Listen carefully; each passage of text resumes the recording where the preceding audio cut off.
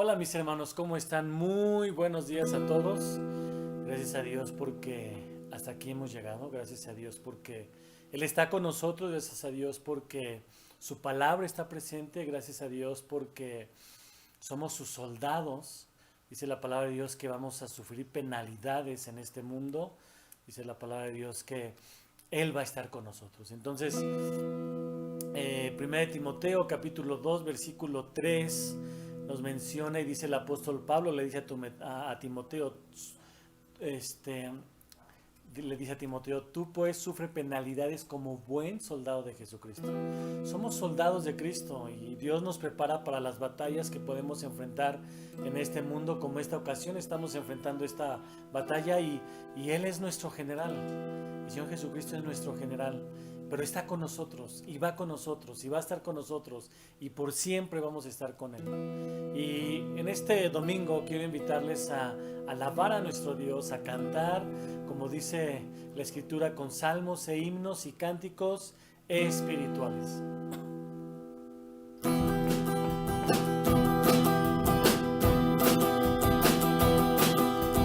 Para mis soldados tengo un país que conquistar, tierra virgen que labrar, una vida que alcanzar.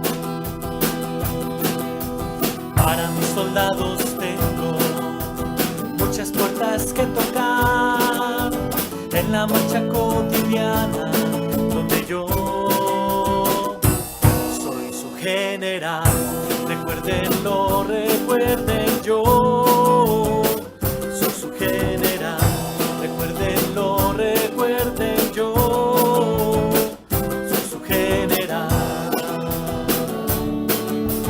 Para mis soldados tengo un mar rojo que cruzar. Para mis soldados tengo un desierto que pisar. Para mis soldados tengo una multitud que alimentar. Para mis soldados tengo una cruz para cargar.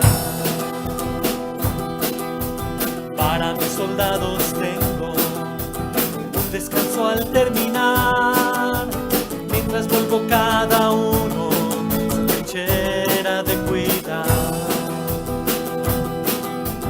Para mis soldados tengo muchas pruebas que pasar, solo si están de rodillas las murallas caerán. Recuérdenlo, recuerden, yo soy su general. Recuérdenlo, yo soy la luz, su general. Para mis soldados tengo un mar rojo que cruzar. Para mis soldados tengo un desierto que pisar. Para mis soldados tengo una multitud que alimentar. Para mis soldados tengo una cruz para cargar. Para mis soldados tengo 1000 victorias que cantar, una vez que 1000 montañas haya podido alcanzar. Para mis soldados tengo un mensaje celestial, decirles cuánto les amo y que tienen que luchar. Recuérdenlo, recuerden, yo soy su general. Recuérdenlo, recuerden, yo soy su general. Vayan gozosos por el mundo, soy su general. Jesús, por favor, despierta, soy su general. Jesús, por favor, despierta, soy su general. Los mando yo, recuerden, yo soy su general.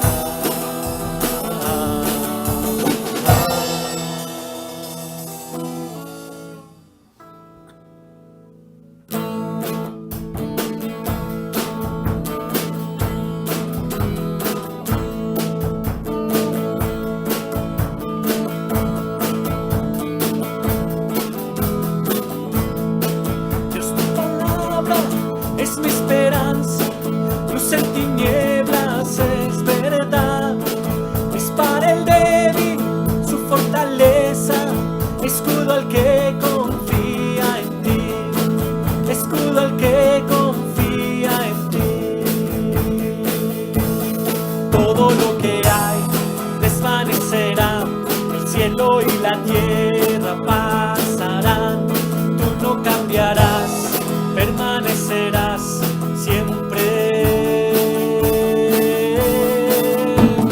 Cristo, palabra fiel de Dios, el ancla de mi ser, lo que has dicho cumplirás, mayor que mi necesidad, me ayuda al caminar, pues tus promesas nunca fallan.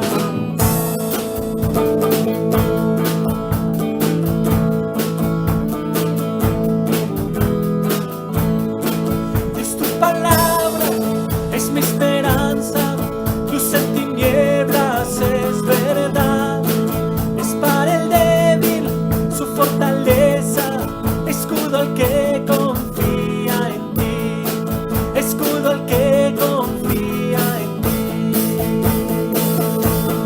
Todo lo que hay desvanecerá, el cielo y la tierra pasarán, tú no cambiarás, permanecerás siempre.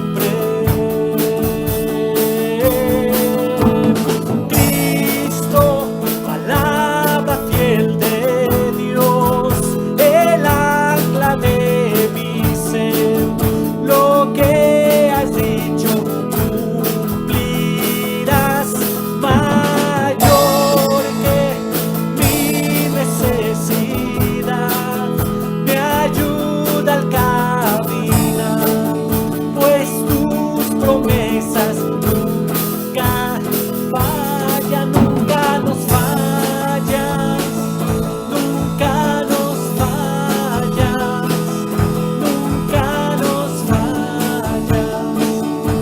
Palabra de Dios, nunca nos fallas, nunca nos fallas, nunca nos fallas. Palabra de Dios. Cristo, palabra fiel de Dios, el ancla de mi ser, lo que has dicho cumplirás, mayor que mi necesidad, me ayuda al caminar, pues tus promesas nunca fallan.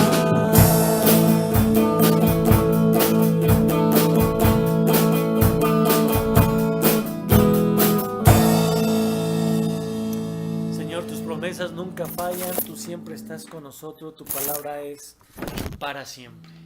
Y por eso, Señor, no hay más motivos, no existen más motivos. Y nos venimos a rendir delante de ti, Señor. No existen más motivos, Señor. Venimos hoy rendidos a ti, la única razón de nuestra adoración hoy eres tú. Elevamos olor fragante para ti, solo a ti sea la gloria, Señor, la alabanza y la adoración. Toda rodilla se doble ante el único Rey y Dios. Solo a ti sea la gloria, Señor, la alabanza y la adoración. Que toda lengua confiese que tú eres el Señor.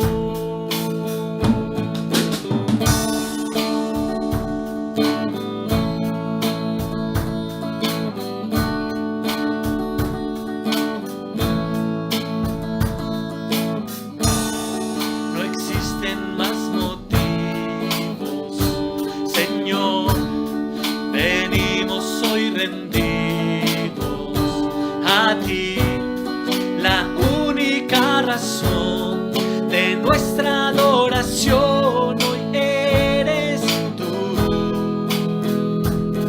Elevamos olor fragante para ti, solo a ti sea la gloria, Señor, la alabanza y la adoración. Toda rodilla se dobla ante el único Rey y Dios. Solo a ti sea la gloria, Señor, la alabanza y la adoración. Que toda lengua confiese que tú eres el Señor.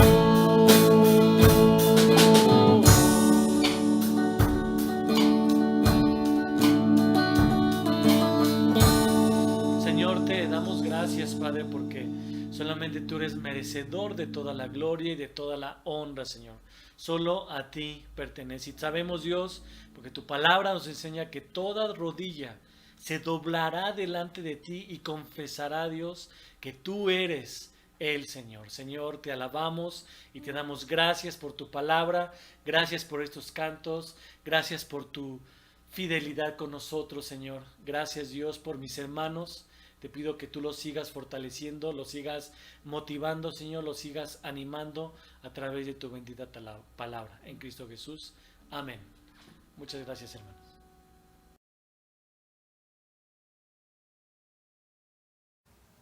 Saludos, hermanos. A veces intentamos que una mentira volver la realidad. Esto es algo de lo que está viviendo la iglesia de Laodicea. Es una iglesia que está creyendo, que está alabando a Dios, pero en realidad no lo está haciendo. Esta iglesia es la séptima iglesia de las que mencionadas en Apocalipsis, y es la única iglesia a la cual el Señor no le señala absolutamente nada positivo. Solo le hace ver sus fallas y le da las acciones las cuales debe de llevar a cabo. Laodicea fue una ciudad fundada por Antíoco II, quien decidió ponerle este nombre en honor a su esposa. Laodicea significa justicia o juicio del pueblo. En honor, la esposa de Antíoco II le recompensó envenenándole. Esta ciudad era una ciudad muy rica. Económicamente, su poder adquisitivo era muy elevado. Para poder más o menos hablar del nivel económico que ellos tenían, en el año 60 después de Cristo, esta ciudad sufrió un grave terremoto. El gobierno romano intentó ayudarle, les ofreció ayuda para la reconstrucción y para poder arreglar todos los desperfectos que este terremoto ocasionó. Sin embargo, ellos rechazaron todo tipo de ayuda porque ellos tenían la solvencia para poder restaurar todo. Ya quisiéramos, cuando desgraciadamente hemos vivido este tema aquí en la Ciudad de México, que pudiéramos actuar de la misma manera. Siempre países como el nuestro y muchos otros sí necesitamos la ayuda, ellos no. Ellos tenían el poder adquisitivo para solucionar esta situación. ¿Su riqueza de dónde venía? Bueno, de la actividad bancaria. También producían ellos una lana muy especial, una lana negra. Esto les representaba grandes ingresos. También tenían una escuela de medicina, la cual era reconocida, porque ellos habían elaborado un tratamiento para los oídos, un ungüento para los ojos, para ciertos problemas en los ojos. También era una ciudad que tenía un grave problema, no tenía agua. Sin embargo, al tener la solvencia que ellos tenían, pudieron elaborar un acueducto de 10 kilómetros de largo para poder llevar agua a la ciudad. Sin embargo, aún así seguían teniendo cierto problema, porque el agua, a pesar de que ellos la tomaban fresca de donde iniciaba el recorrido, al llegar al final del acueducto llegaba tibia, tomaba cierta temperatura en el camino. Esta iglesia, como las demás iglesias, hemos visto que han sido impregnadas por el mundo que les rodea. La Odisea no es algo especial, realmente está siendo impactada por el medio en el cual se está desenvolviendo. De hecho, el apóstol Pablo ya presentaba cierta preocupación por esta iglesia. En la carta a los Colosenses capítulo 2 versículo 1 menciona así la preocupación que él empieza a sentir por la iglesia que está en la Odisea. Vamos a leer, vamos a la escritura, vamos a leer Apocalipsis, vamos a ir viendo por secciones desde del capítulo 3, desde los versículos 14 al 22, lo que la escritura nos dice sobre esta iglesia. Pero antes, vamos a dedicar este tiempo a las manos del Señor. Amado Padre, gracias Dios porque tenemos nuevamente la gran oportunidad, Dios, porque tú así lo has decidido, de que podemos llegar a tu escritura, podemos leerla, Dios, y tú nos vas a hablar. Gracias, Señor, porque a través de ella tú te comunicas con nosotros y te escuchamos claramente, Dios. Ayúdanos, Dios, que a través de este mensaje y a través de esta porción de la escritura podamos realmente entender qué es lo que tú quieres decir a cada uno de nosotros, Señor. Ayúdanos, Dios, a tener oídos atentos. Ayúdanos a tener corazones sensibles a tu voluntad. Pero principalmente, Señor, a ser humildes y reconocer en lo que estamos fallando para poderlo transformar, Señor. Entender la posición en la que estamos. Necesitamos todo de ti, Dios, y tú no necesitas nada de nosotros. Así es que somos bendecidos, Padre, al poder tener una relación contigo. Somos bendecidos, Señor, al poder llegar delante de ti, Dios, y poder dar o exhibir o mostrar nuestras necesidades. Señor, ayúdanos a no cometer errores que otros han vivido o han expuesto en el pasado. Ayúdanos a transformar nuestros corazones, a cambiar verdaderamente, a que todo este tiempo que hemos atravesado la pandemia, nuestro corazón no se haya hecho duro, todo lo contrario. Hayamos visto lo sensible que somos y que la vida es frágil totalmente, nuestra vida es muy frágil y que en cualquier momento llegaremos a tu presencia. Y que cuando ese momento se dé lo hagamos con tranquilidad porque hemos esforzado y hemos puesto nuestro empeño en hacer las cosas conforme a tu mandato, Señor. Bendícenos en este tiempo y ayúdanos a ser sabios al escuchar. Y a mí, Señor, dirígeme en sabiduría, pero principalmente, Señor, toca mi corazón. Te lo ruego, Dios, en el nombre de Jesús. Amén. Ok, capítulo 3, versículo 14. Y dice la escritura así. Y escribe al ángel de la iglesia en la Odisea. He aquí, fíjate cómo se describe el Señor. El amén. El testigo fiel y verdadero. El principio de la creación de Dios dice esto. Y esto es nuestro primer punto. Jesús es el verdadero, único y fiel testimonio de Dios. Esto es lo que nos enseña este versículo. Él está empezando esta carta y se está presentando que Él es el amén. ¿Qué significa con este tipo de presentación que hace el Señor? Sabemos, prácticamente todos sabemos lo que significa la palabra amén. Y la palabra amén significa así sea. Pero esto se da cuando el hombre la menciona. Cuando nosotros mencionamos la palabra amén, estamos diciendo así sea. Pero eso es cuando nosotros la mencionamos. Cuando la está mencionando Dios, ¿qué es lo que quiere decir? Cuando Dios anuncia amén o pronuncia la palabra amén, Él está diciendo así será. Cuando Jesús se está autonombrando el amén, Él está diciendo que Él es el conducto por el cual los propósitos de Dios son cumplidos. Así será. Porque Él es Jesús. Y Él nos está recordando sus palabras. Solo pensemos cuando Él dijo, nadie puede llegar al Padre si no es por mí. ¿Por qué? Porque Jesús es el único camino hacia el Padre. Es a través de Él que nosotros recibimos el perdón de pecados. Solo es por Jesús y a través de su obra que hoy podemos reunirnos para alabarle, para estudiar su palabra, para orar.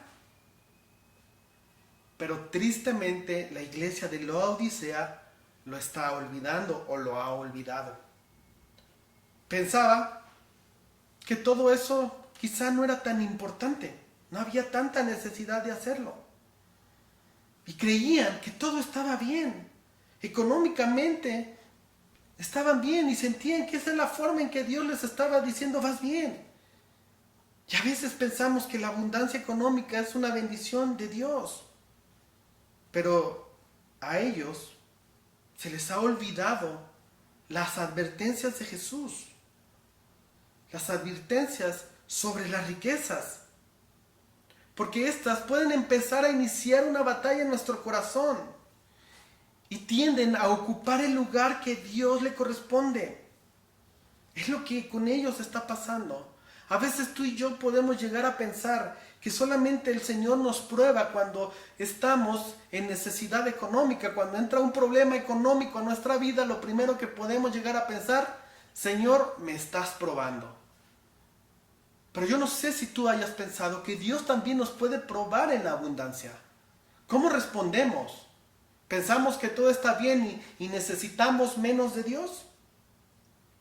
Podemos llegar a pensar que si estoy económicamente bien es porque Dios me ha bendecido, porque estoy haciendo bien las cosas.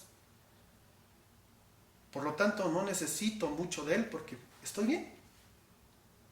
Inclusive, podemos llegar a pensar que si mis ofrendas son generosas, Dios me va a perdonar aún los pecados, aunque no los confiese, aunque no vaya ante Él a pedir perdón. Cuidado con eso. Podemos llegar inclusive a pensar que Dios es la bolsa de valores donde entregamos dinero y Él nos va a regresar hasta con intereses de más. Esta iglesia es un poco lo que está viviendo. Se le está olvidando que Jesús es la única verdad la cual les ha unido. Y este debe de ser el motivo y el festejo principal en todas las reuniones de cualquier creyente. En otras palabras, Él es el festejado de nuestras reuniones cada 8 días y cada vez que nos reunimos como iglesia. Sin embargo, la iglesia de Laodicea lo está eliminando. Está organizando cada 8 días o cada una de sus reuniones una fiesta en el nombre de Jesús, pero no le están invitando a la fiesta, a su fiesta. Es lo que ellos están haciendo. El Señor por eso aquí en esta presentación les está diciendo, yo soy la verdad que los une, no pueden olvidarse.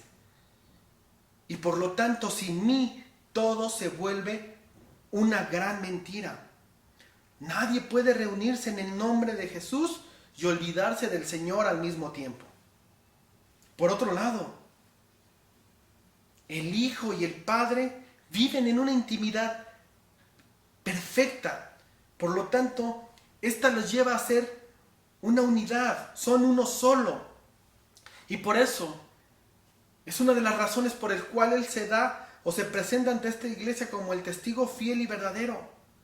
Pero también recordemos sus palabras, si me has visto a mí, has visto al Padre, porque el Padre y yo uno somos. Ya que Jesús nos ha entregado con fidelidad el testimonio de Dios.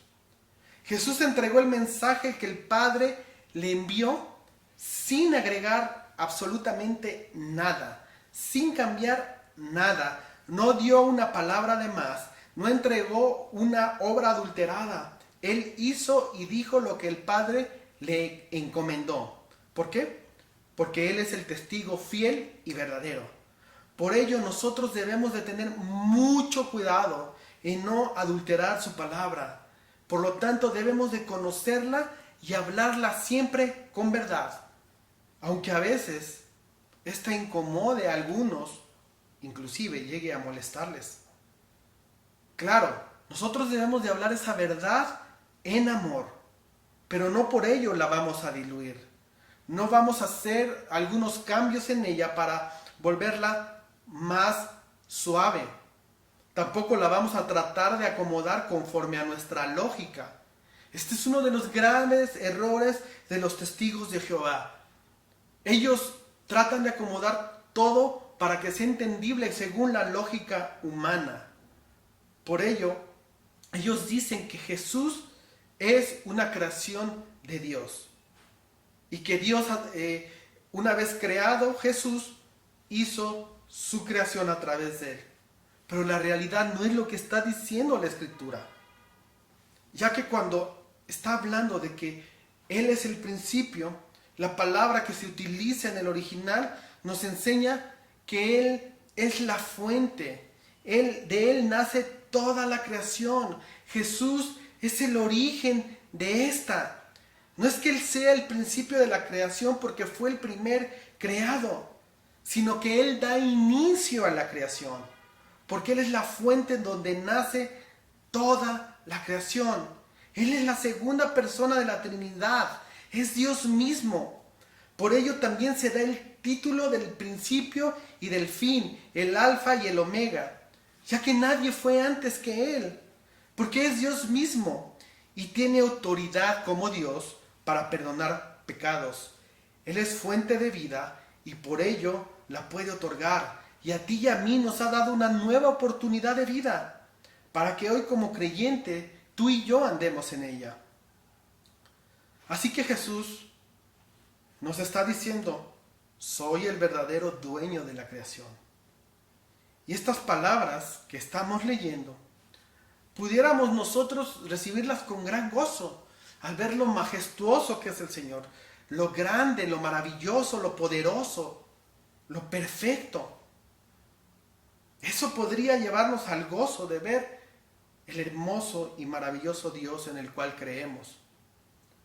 Pero esto podría darse si lo tomamos con cierta ligereza. Porque si Él se está presentando de esta manera, Él está diciendo que Él es el dueño verdadero de toda la creación, es porque algo serio quiere decir. Y esto es algo que seguramente está cayendo de peso a los lectores originales de la carta. Tomemos en cuenta que es la única iglesia que no le reconoce absolutamente nada positivo. Esto lo vuelve realmente serio.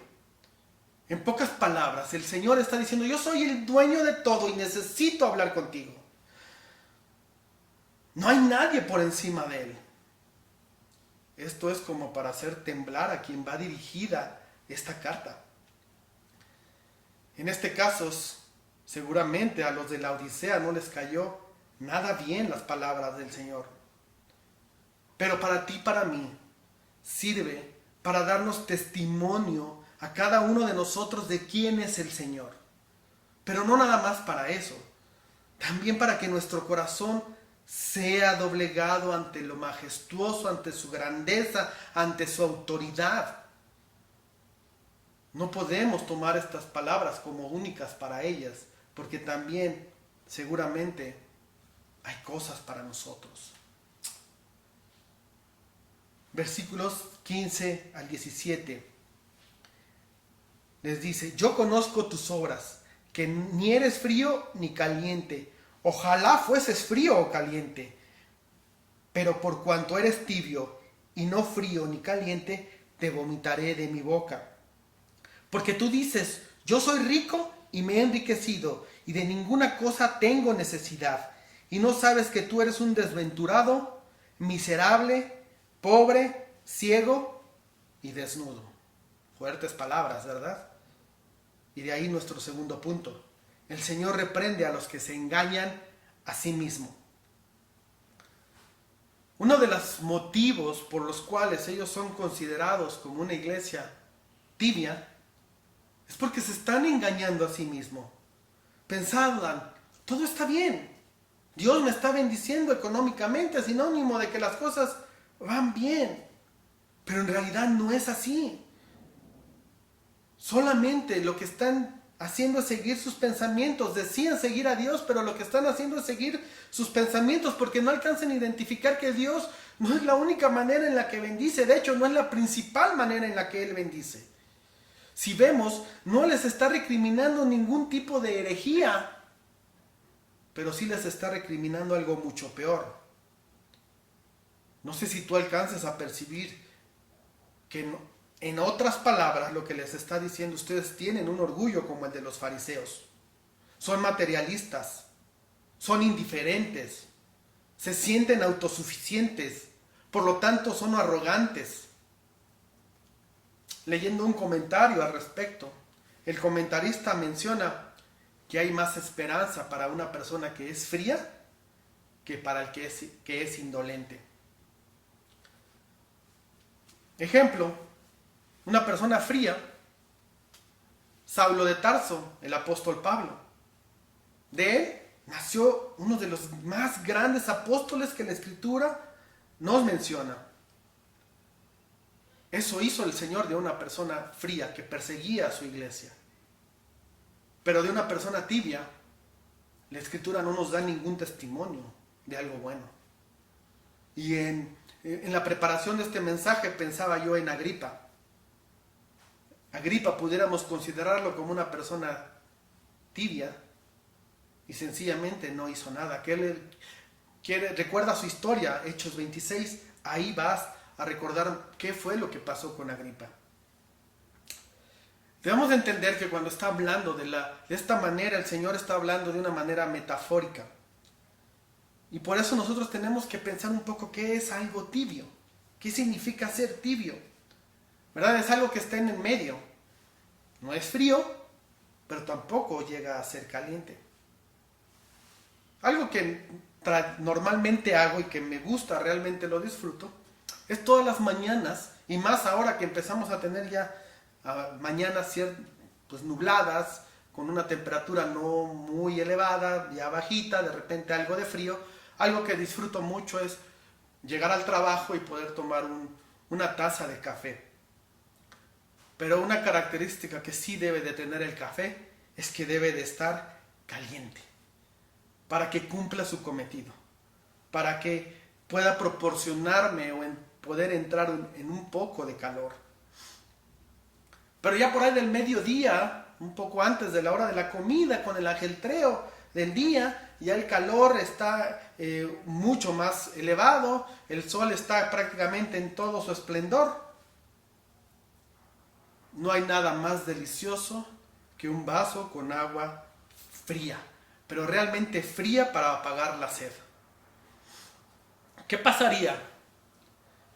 Y quizá tú te pudieras identificar conmigo. ¿Qué pasaría si en la mañana, en lugar de una taza de café bien caliente, nos proporcionaran o me proporcionaran un café tibio, ni frío ni caliente?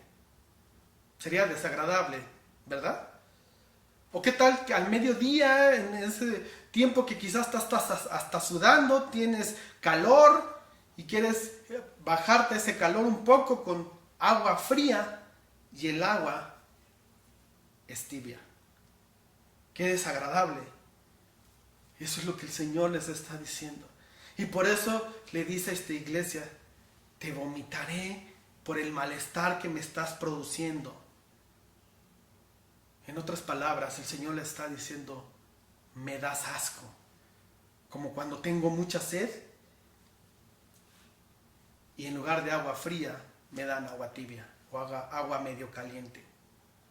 El Señor les está hablando de algo que ellos conocen perfectamente, ¿verdad? Recordemos, al principio del mensaje hablábamos de un acueducto que llegaba con el agua tibia. Obviamente eso era algo que no les agradaba, era algo que realmente trataban de solucionar y no habían podido. Ellos entendían perfectamente lo que es algo que en lugar de ser frío era tibio, o en lugar de ser caliente también que es tibio. Son palabras realmente fuertes, pero en la boca del Señor se vuelven palabras necesarias para hacer recapacitar a sus hijos que lo han estado olvidando. En esta iglesia seguramente su prosperidad económica les estaba dando cierto orgullo. No están acercándose al Señor en la manera en que Dios lo solicita. Pensamos, tenemos dinero, podemos resolver gran número de cosas. Por lo mismo, quizá no necesitamos mucha oración. Con el poder adquisitivo que tengo, casi todo lo puedo lograr. ¿Cuántos a veces nos pudiéramos identificar con esta parte? ¿Habrá algo, hermano, que te haga vivir con este pensamiento de que hay cosas que no necesitas involucrar a Dios en tu vida? Quizá porque estás preparado, porque eres muy inteligente, porque eres fuerte, porque eres ágil, quizá porque tampoco tienes problemas económicos, y eso te lleva a pensar que hay cosas en las cuales tú no necesitas involucrar a Dios en tu vida para poder lograr o para poder hacer las cosas. Pero recordemos las palabras del mismo Jesús. Él es la vid y nosotros los pámpanos. Y lejos de Él, nada podemos hacer. Y cuando el Señor está diciendo nada, es absolutamente nada. Así es que cada pensamiento, en cada situación de nuestra vida, debemos de estar involucrando al Señor. Porque sin Él, nada podremos hacer. Quizá hay cosas en las cuales tú y yo no hemos involucrado al Señor y lo hayamos logrado. Y pensemos inclusive, esto lo logré y no tuve que involucrar a Dios. Inclusive no necesité de Él. Y esto pudiera empezar a generar en nosotros una raíz en nuestro corazón de orgullo. Cuidado, porque por eso luego nos volvemos personas con corazones duros, el cual nos llevará a vivir una vida espiritual realmente miserable. Esto, en el contexto de la Escritura, le provoca asco al Señor. Recordemos, una persona tibia es algo que pareciera caliente, pero no lo es. Y a veces, algunos creyentes llegan a hacer cosas que pudieran ser de un creyente, pero realmente no lo son. Porque realmente no hay no se involucran con el Señor. Y no se terminan de impregnar de la manera en que Dios lo solicita, de una manera total. Y esto, volver a nuestra vida realmente una vida caliente espiritualmente hablando. Nosotros podemos llegar a hacer cosas como si pareciéramos realmente involucrados con Dios en una vida espiritual caliente, pero solamente aparentamos serlo, porque en realidad no. Nuestra vida espiritual solo refleja tibieza. Eso es lo que realmente nos caracteriza. Y nos engañamos pensando, porque he escuchado todos los mensajes que se han subido al canal de YouTube, porque he visto todos los devocionales, porque inclusive leo, quizá eso me lleve a pensar que soy una persona que tiene una vida espiritual caliente, cerca del Señor. Lo complicado que se vuelve esto es que difícilmente, y seamos honestos hermanos, difícilmente nos vamos a llegar a reconocer como personas tibias o inclusive frías. Difícilmente lo vamos a hacer. Pero si realmente no le estamos dedicando tiempo a nuestro Señor, no hemos traído a nuestra vida oración, no hemos traído a nuestra vida tiempos de lectura, realmente no he cambiado absolutamente nada en los últimos días o meses, es porque a nuestra vida no hemos traído realmente arrepentimiento para poder realmente tener u obtener un verdadero cambio. A veces pudiéramos engañarnos y pensar que yo estoy económicamente bien y eso significa que Dios me está bendiciendo. La realidad es que no es así. Sabemos que la verdadera bendición del Señor no está en las riquezas o no está en las comodidades que pudiera otorgarme el dinero. La verdadera riqueza está en una vida que se esfuerza en la santidad que podemos desarrollar. En la vida eterna que el Señor ya nos ha dado, que hemos recibido por gracia y por amor de Dios. No me malinterpretes, hermano. No estoy diciendo que no trabajemos y que no nos esforcemos para desarrollar una mejor vida. No es lo que estoy diciendo. Nuestro principal objetivo debe de ser agradar a Dios. Y si llegan o no llegan las riquezas materiales, no pasa nada, no se me quita el sueño. Aprendamos, antes de buscar riquezas, a desarrollar una dependencia total de nuestro Señor en nuestra vida. Y entre más dejemos todo en sus manos y le involucremos más, hagamos el esfuerzo de obedecerle, tendremos una vida en una mayor paz y de mayor bendición, a ver cómo nuestro Padre Celestial suple todo lo necesario para vivir. Esta iglesia creía que era bendecida porque tenía dinero, pero no se daba cuenta que eso lo estaba volviendo una iglesia ciega, la cual vivía fuera de la realidad. Aprendamos lo que es una verdadera vida que tiene o debe de tener un creyente. Reconozcamos, tengamos la humildad para reconocer si lo estamos haciendo o realmente no. Dios está utilizando este ejemplo porque a nosotros, los seres humanos, nos es muy fácil desviar el camino y dejarnos ir por nuestras corazonadas. Somos más sensibles muchas veces a lo que mi corazón dicta que a la palabra de Dios. Sin embargo, el mismo Señor nos advierte de esto. Engañoso es el corazón. ¿Quién lo conocerá? La respuesta, ¿sabes quién lo conoce? El Señor. Dios conoce tu corazón, Dios conoce mi corazón, lo conoce mucho mejor que nosotros mismos. Por ello, les está diciendo a esta iglesia, estás viviendo una vida que no me es grata. Eres un ciego que no ve esta verdad.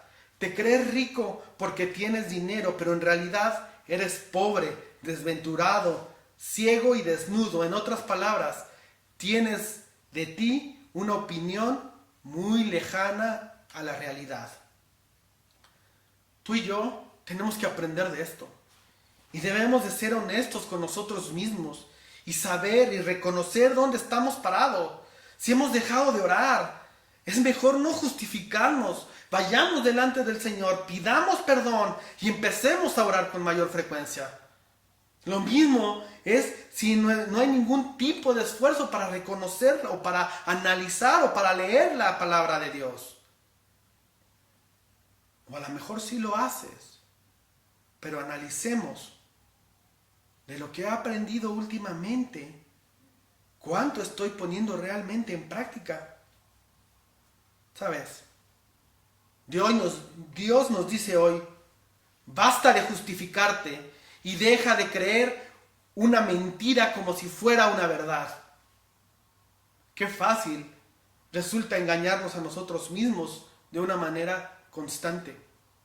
Tratamos de hacer de nuestra vida una verdad, aunque no lo sea, a pesar de que sea una mentira. Muchas veces tratamos de creer algo que no es cierto. Los hermanos de esta iglesia pensaban, somos ricos, el Señor está bendiciendo a su iglesia.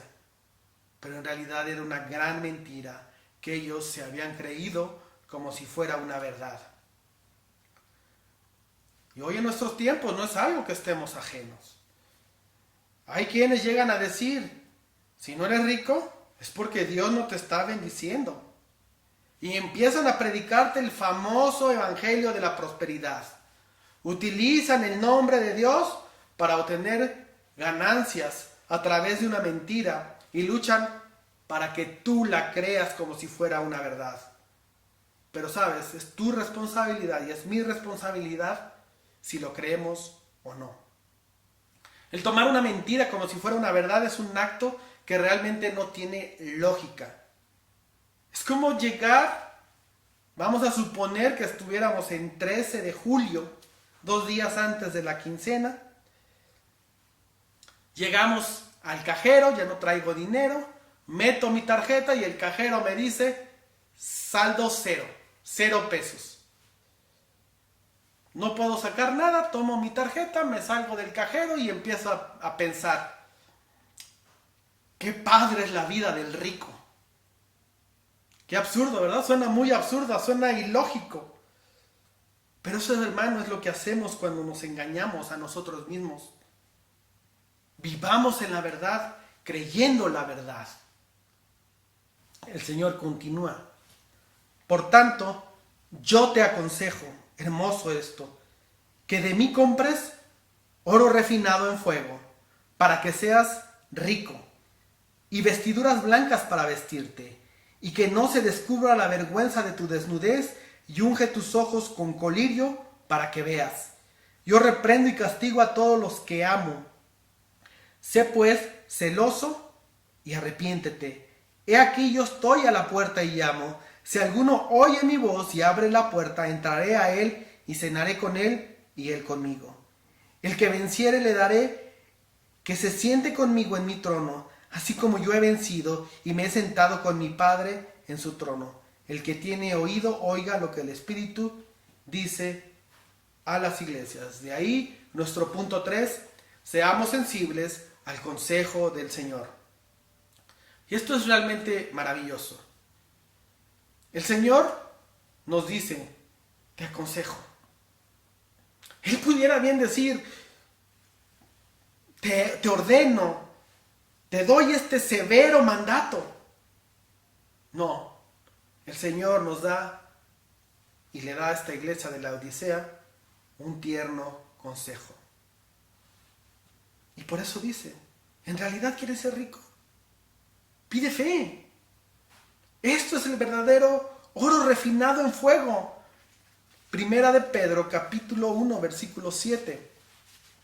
Y dice, para que sometida a prueba vuestra fe, mucho, ¿qué dice Pedro? Mucho más precioso que el oro, el cual, aunque perecedero, se prueba con fuego, sea hallada en alabanza, gloria y honra cuando se ha manifestado Jesucristo.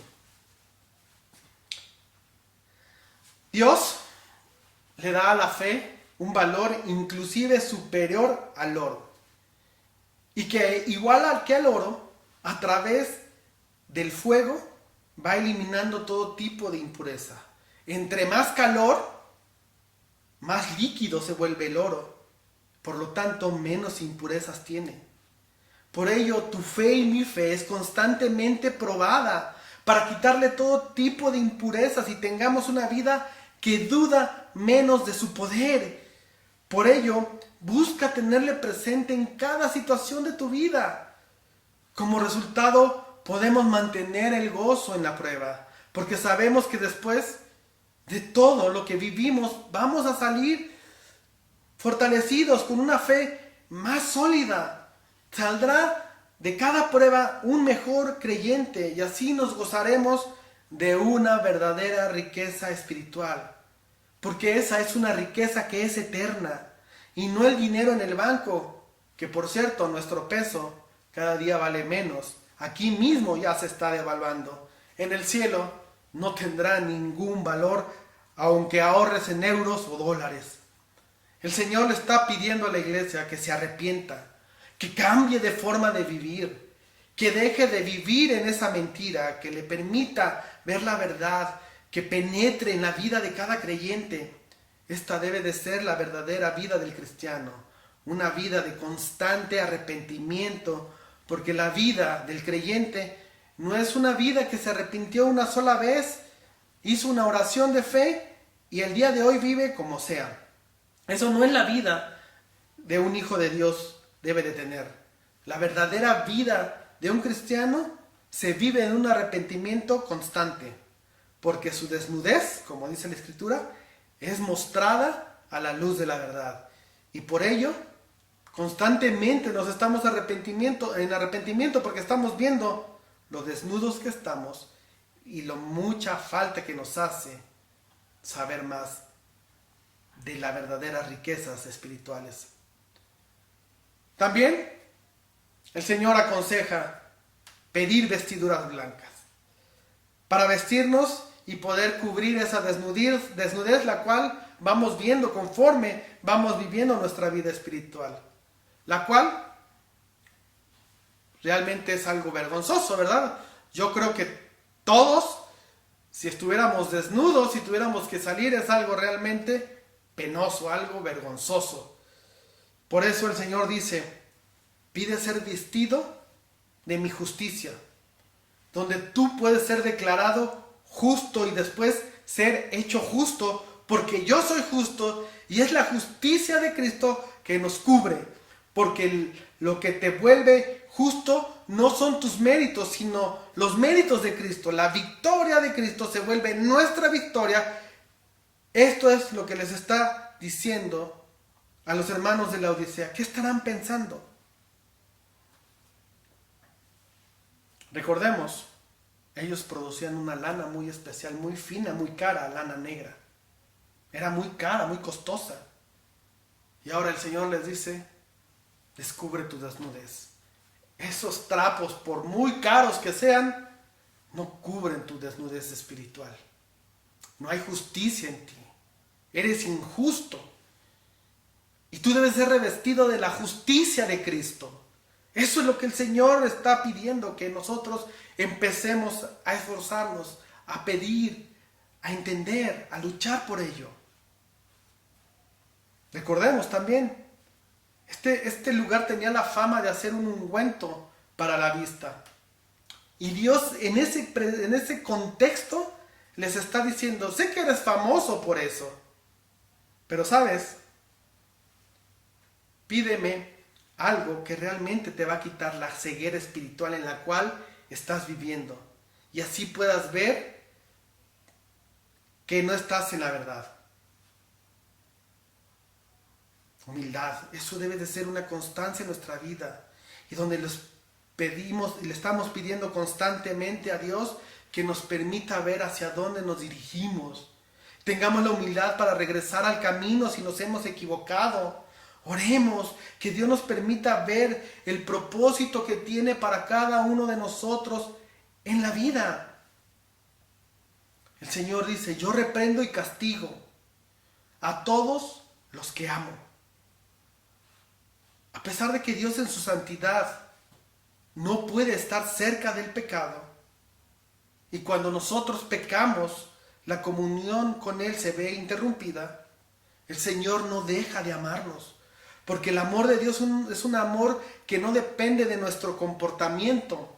El amor de Dios es perfecto y sencillamente nace de lo que Él es. El Señor en su amor se ocupa de cada creyente y pone el primer paso de disciplina. ¿Cuál es? Evidencia el problema. Nos deja ver con claridad el detalle en el cual hemos fallado.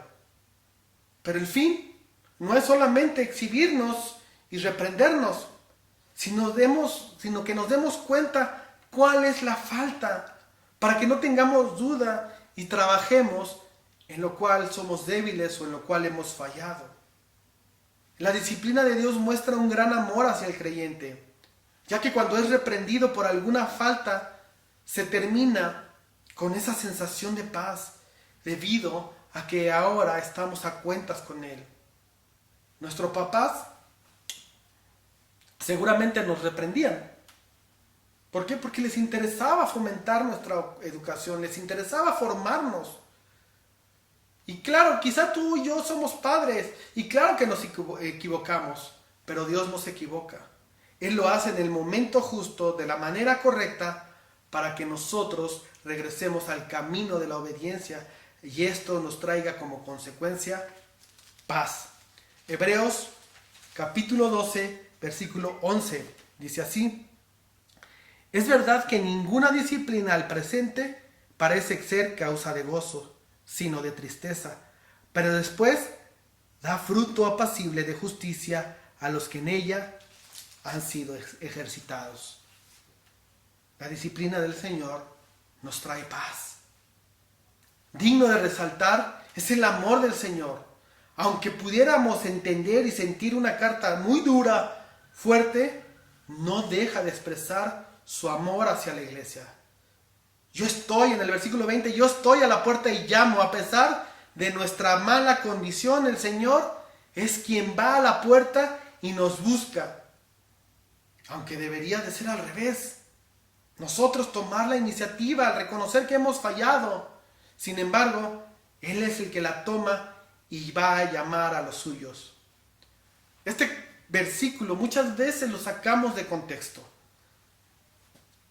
y le damos un significado distinto.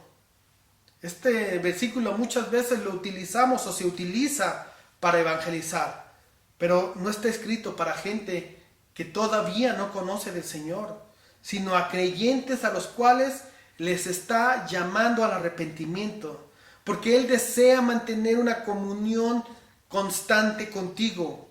Él está llamando a las puertas de nuestro corazón, buscando un corazón arrepentido. Si abrimos las puertas de nuestro corazón y experimentamos un verdadero arrepentimiento, el Señor estará cenando contigo. Hoy, el Señor Jesucristo llama a tu puerta. Quizá a través durante esta pandemia hemos descuidado nuestra vida espiritual. Al no tener reuniones presenciales, al quizá estar un tanto aislado, quizá también nos hemos alejado y nos hemos aislado del Señor. El Señor hoy te está llamando y te está diciendo, abre las puertas de tu corazón, reconoce que quizá has fallado en estos últimos meses, pero también está llamando a todo aquel que está dispuesto a abrir las puertas de su corazón por cualquier cosa que hayas fallado. Porque el Señor nos hace esta pregunta a cada miembro de la congregación. ¿Habrá en la iglesia bíblica Gesed alguien que desee tener una íntima comunión conmigo? Eso te lo pregunta hoy el Señor. Por último, Jesús te promete la victoria porque Él venció. Y por ello tienes la seguridad de un lugar en el reino de Dios. Así es como se despide. A manera de conclusión, el mundo siempre va a intentar seducirnos, haciendo que tengamos otro tipo de objetivos, que los busquemos y evitemos influenciarnos de todo ello. No caigamos en justificarnos. Si nos equivoquemos, mejor involucremos a Dios en todo. En cada cosa que hacemos, llevémosla ante los pies del Señor. Vamos a orar. Amado Señor, te alabamos y te damos gracias. Porque Padre, tú nos das siempre la oportunidad de poder ir delante de ti con un corazón arrepentido de nuestras fallas. Y perdóname, Señor, si he fallado. Y ayuda a cada uno de mis hermanos que reconozca a Dios también sus faltas. Haz de nosotros personas que tienen la humildad de reconocer cuando se equivocan. Que no haya soberbia en nosotros y que no querramos seguir una mentira, porque nuestro corazón lo que anhela y lo que desea es seguir tu verdad. Porque la mentira no tiene nada que ver contigo, todo lo contrario. El enemigo es quien es dueño de la mentira. Tú eres dueño de la verdad y es a ti a quien queremos seguir. Por lo tanto, queremos seguir la verdad. Ayúdanos a que esto sea una gran verdad en nuestra vida. Señor, ahora que por estas condiciones que hoy vivimos y que estamos todos separados y un tanto aislados, Dios, que no nos hayamos aislado de ti. Al contrario, que hayamos mostrado la necesidad día a día que tenemos de ti. Que te hayamos buscado y que si no es así, hoy Dios, podamos nosotros reconocer que hemos fallado, pidamos perdón y tratemos de cambiar eso, Señor. Ayuda a tu iglesia bíblica, Gesed, a que sea una iglesia que sea reconocida por la humildad, por ser seguidores de la verdad, y que cuando intenta una mentira filtrarse dentro de la iglesia la rechaza, la repele, porque no quiere ningún acercamiento con la mentira, solo busca tu verdad. Señor, haz de nosotros creyentes firmes y sólidos, que no son influenciados por el mundo, todo lo contrario, no siguen lo que el mundo promete o que lo que el mundo intenta que sigamos, sino que te sigue a ti. Que nuestra doctrina, que nuestro conocimiento, que nuestro corazón, que todo lo que se desprende de nosotros sea para seguirte, sea para buscarte, sea para agradarte, sea para exaltarte, sea para bendecirte, sea para bendecir y para poder amar al prójimo. Que eso sea una característica en la iglesia bíblica Gesed. Gracias, Señor, por tu palabra. Gracias, Dios, por permitir que hoy la hayamos leído. Bendito sea, Señor, en el nombre de Jesús. Amén. Dios te bendice, hermano mío.